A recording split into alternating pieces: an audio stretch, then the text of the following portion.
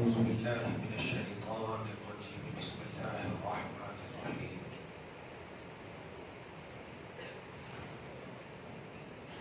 سماعون للكذب أكالون للسحت صدق الله العظيم حضور برکت کے لیے درود شریف پڑھ لیجیے اللہم صل علی سیدنا و شفیعنا و حبیبنا و مولانا محمد وآلہ وأصحابہ وبارک وسلم صلی اللہ تعالی علیہ وسلم۔ سورہ مائدہ سورہ نمبر 5 کی آیت نمبر 42 کا درس ہونے والا ہے۔ اللہ پاک فرماتا ہے یہودیوں اور عیسائیوں کے اوصاف میں سے یہ لوگ جھوٹی باتیں بولنا بھی پسند کرتے ہیں اور جھوٹی باتیں سننا بھی پسند کرتے ہیں۔ اور عربی گرامر کے اعتبار سے دیکھیں تو سماعون کا معنی ہوتا ہے بہت زیادہ سننے کی خواہش رکھنے والے، بہت زیادہ، یعنی جن کی زندگی کا ہر حصہ بن جائے کہ میرے سامنے صرف جھوٹ بولی جائے اور میں بھی جھوٹ بولوں، سننا بھی صرف جھوٹ، بولنا بھی صرف جھوٹ۔ اللہ سبحانہ ہم سب کو اس قبیح عادت اور حرکت سے ہمیشہ محفوظ فرمائے۔ اکلون للسحت اور حرام خور کے عادی ہیں۔ یہودی کی صفت بیان کی جا رہی ہے، جھوٹ سننے والے اور جھوٹ خوب بولنے والے، اور حرام کھانا ان کی فطرت بن چکی ہے۔ اور جانتے ہیں اپن اگر کسی کو بولے تو ہو سکتا ہے نفسانیت کی بنیاد پر کسی کو بولے جھوٹا کہیں کا یا حرام خور کہیں کی، لیکن اللہ جو بولے ظاہر ہے وہ خالق ہے، وہ مکمل طور پر ہمارے لیے ایک دلیل بن گئی کہ یہودی جھوٹی قوم ہے، حرام خور قوم ہے، یہ اللہ پاک نے فرمایا ہے۔ اللہ آپ کو ہم سب کو ایسی رذیل قوم سے ہمیشہ محفوظ فرمائے۔ آگے فرماتا فَإِن جَاءُوكَ، میرے حبیب اگر یہ جھوٹی قوم آپ کے پاس فیصلہ کرنے کے لیے، کبھی کبھی ہوتا ہے نا مگر بچ کے آنسو، عید مبارک منہ سے بولنے میں کیا ہوا ہے، یہ بہت زمانہ پہلے ایک مصرع منہ سے نکلا تھا، یہ سر سے بوجھ نہیں سر اتار لیتے ہیں۔ آپ بوجھ اتارنے بولیں گے نا کہ بھیا ذرا باہر ہی لگ رہا بوجھ اتار دو، تو اس کے بہانے یہ سر ہی اتار دیتے ہیں۔ یہ ایسی قوم ہے، مگر آئیں گے اس انداز میں کہ آپ ایک دم سمجھیں گے آپ کے ہمدرد ہیں۔ اصلیں تو اللہ پاک نے بتا دی، نسلوں کو اپنی آنکھوں سے دیکھیے آپ، اللہ سبحانہ محفوظ فرمائے۔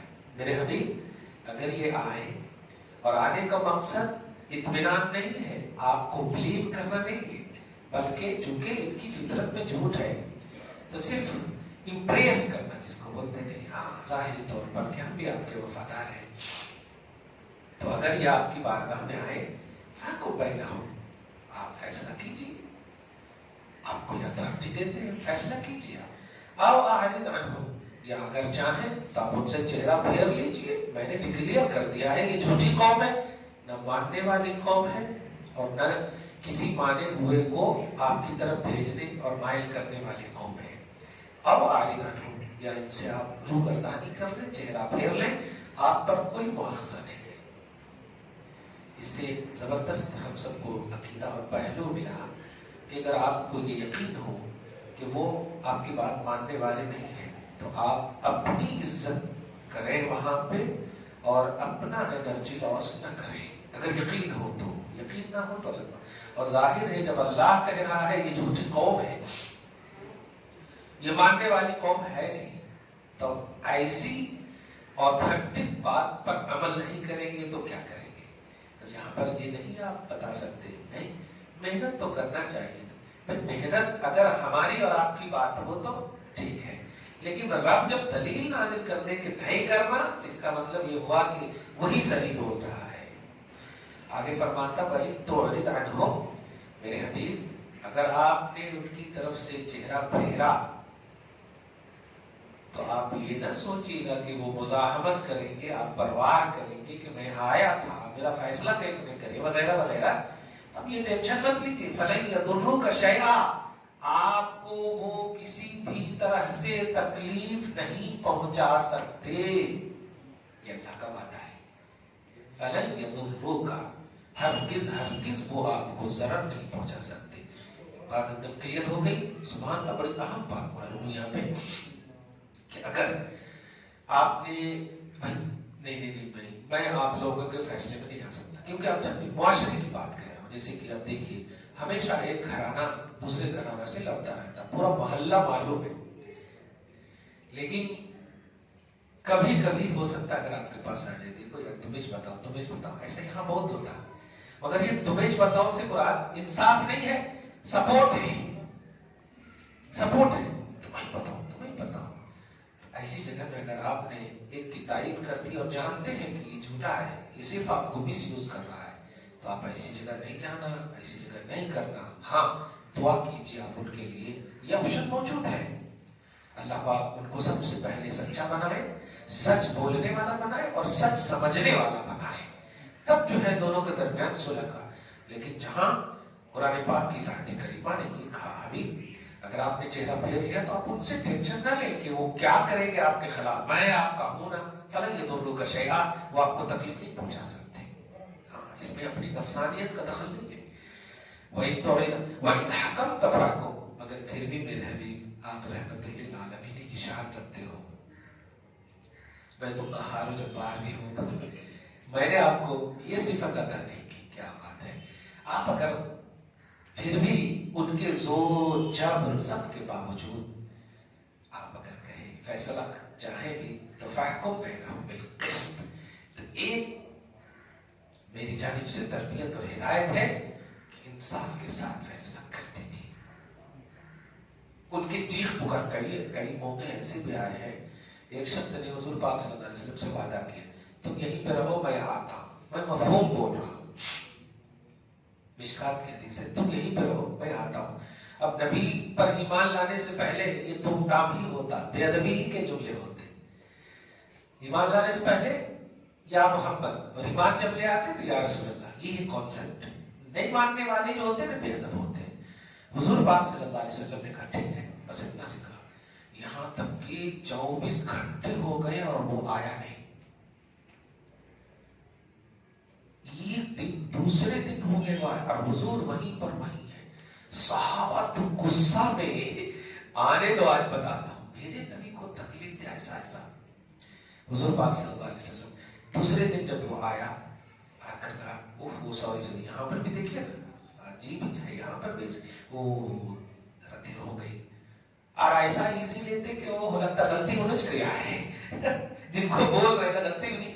ایسے آپ نے کہا ارے ذرا دیر ہو گئی میں بھول گیا تھا. آقا علیہ السلام اس وقت ارشاد فرمایا تم نے وعدہ نہیں نبھایا، میں انتظار کرتا رہا، ایسا نہیں کرنا تھا. یہ جملہ بولنا تھا. آپ دیکھیں کہ روایت میں کہ وہ ایمان قبول کر لیا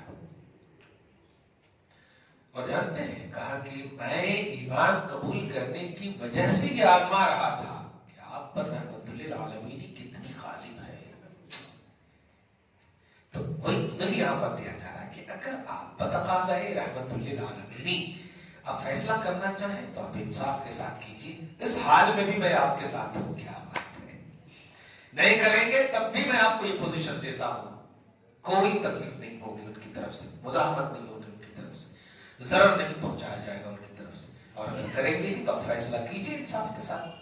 ان اللہ یحب المقسطین، بے شک اللہ فیصلہ کرنے والوں کو محبوب رکھتا ہے.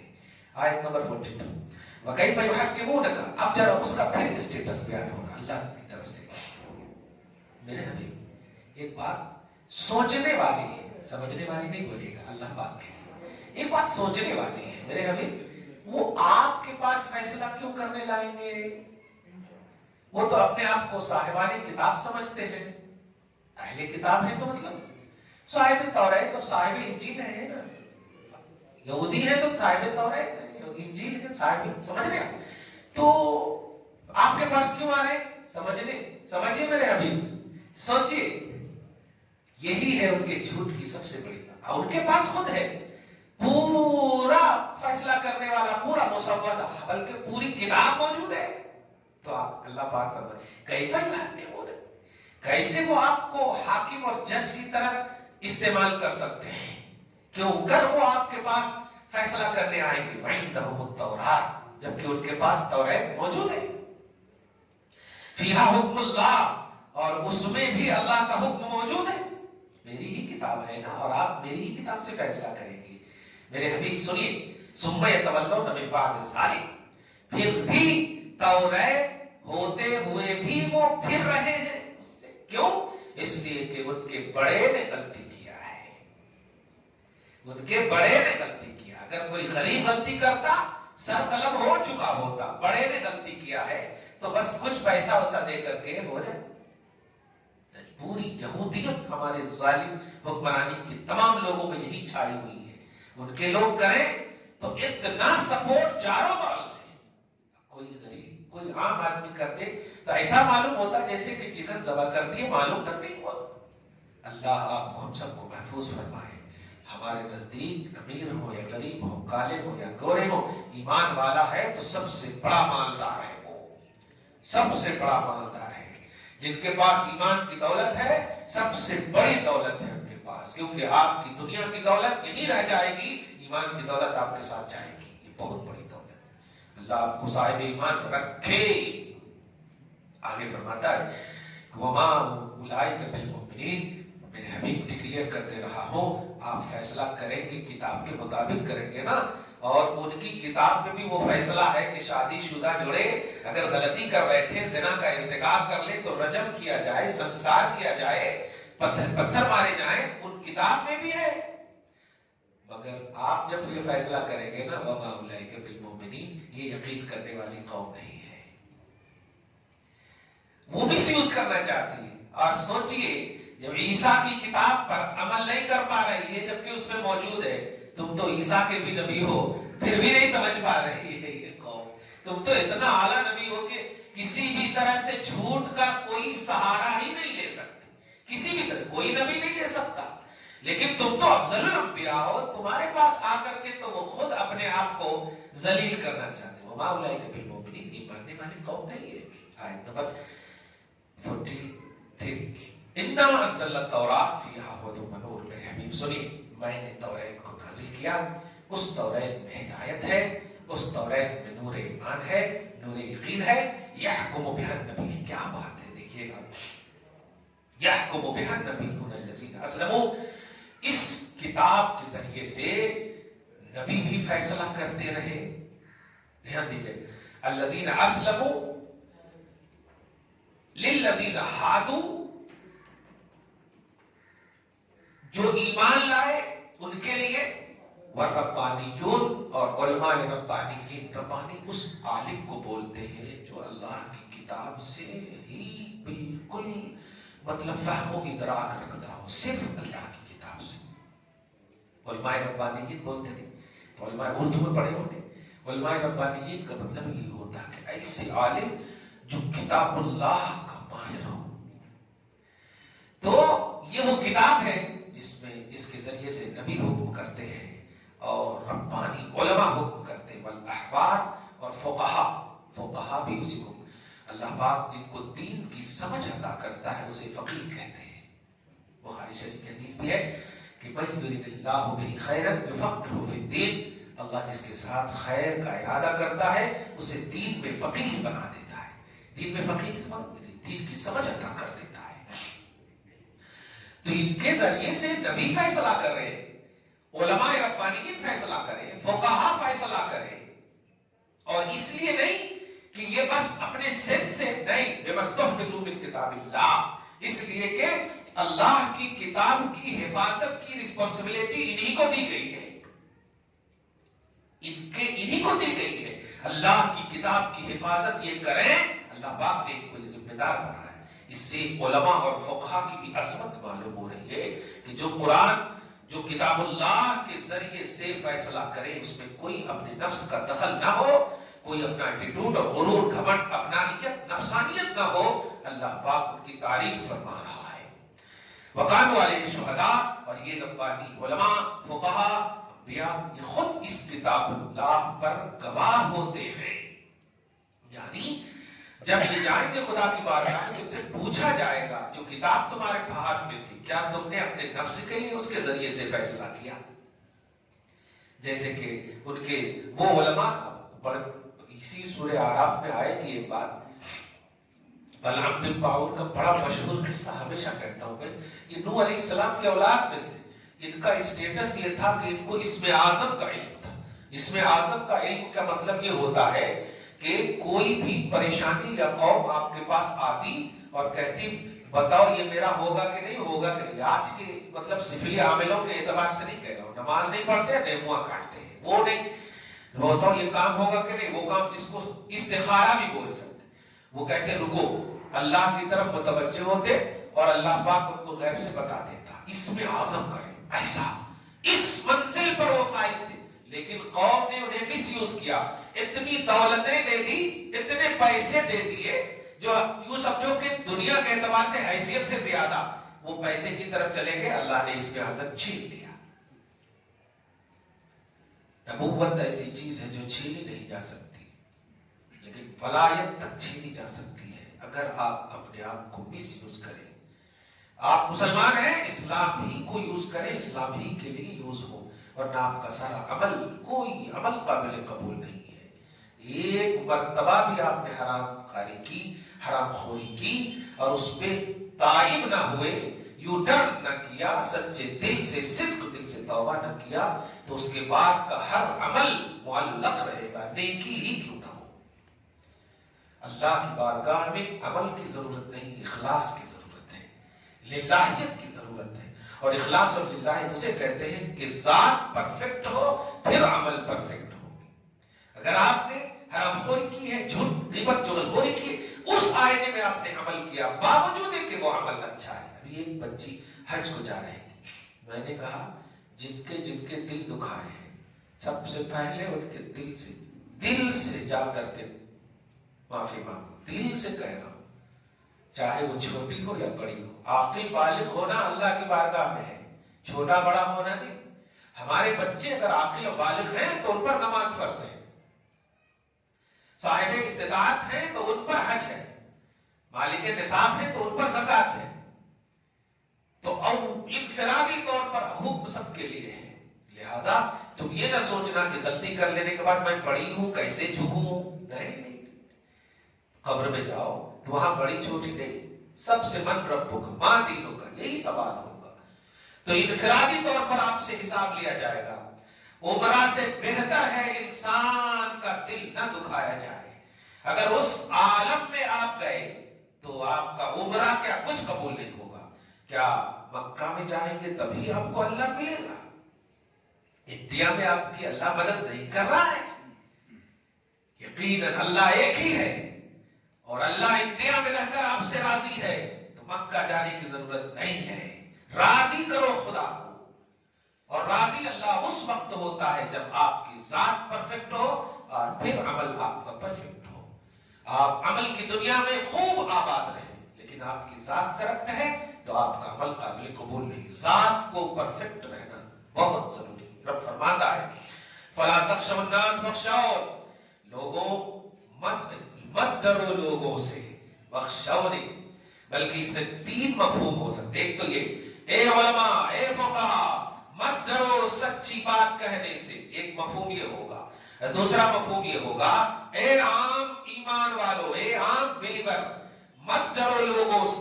اگر تم نے حق بول دیا اور حق بولنے کی تمہیں یہ سزا ملے کہ تمہاری جان گنوانی پڑے، تو جان تو ایک نہ ایک دن جانی ہے ہی، موت تو آنی ہے ہی، لیکن حق کی خاطر اگر جان چلی گئی تو اس کی بات الگ ہوتی ہے۔ مت ڈرو لوگوں سے، بخشونی، مجھ سے ڈرو، مجھ سے ڈرو، میری خشیت لے کر کے تم دین کا کام کرو، میری خشیت لے کر کے تم سامنے والوں کو ایکسپلین کرو، میری خشیت میں۔ وَلَا تَشْتَرُوا بِآيَاتِي ثَمَنًا قَلِيلًا، تھوڑی سی قیمت لے کر کے میری آیت کو مت بیچو۔ اشارے میں آپ یہ کہتے کہ ارے ہمارے پاس بھی بچا لو بیوی کو، میں بچاؤں بیوی کو، بات شریعت کی ہے، میں کیسے بیوی کو بچاؤں؟ طلاق تم نے دیا، میں کیسے بچاؤں؟